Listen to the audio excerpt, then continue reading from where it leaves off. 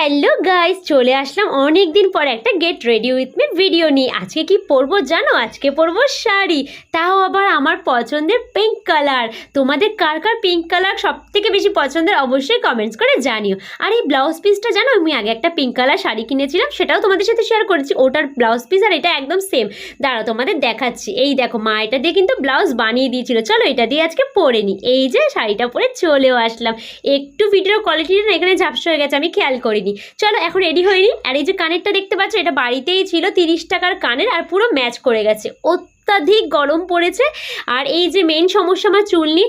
জানো, সত্যি বলতে আজকে কিন্তু আমি কোথাও যাব না, শাড়িটা কিনেছি তাই একটু রেডি হচ্ছি। তাই চুলটাকে জাস্ট নর্মাল একটা ক্লিপ দিয়ে বেঁধে নিলাম। কোথাও যাওয়ার হলে আমি এটা খোপা করে নিতাম, কারণ প্রচণ্ড গরম, এত বড় চুল ছেড়ে যাওয়াটা খুব মুশকিল। আর জানোই শাড়িটার দাম কত? মাত্র 280 টাকা। আমি মিশো থেকে নিয়েছি, এটা চান্দেরি কটন। ফেসবুক থেকে যারা দেখছো কমেন্ট বক্স চেক করো, আর ইউটিউব থেকে দেখলে কমিউনিটি পোস্ট চেক করো, লিঙ্ক দিয়ে দেবো। শাড়িটা কীরকম লাগলো অবশ্যই কমেন্টস করে জানিও।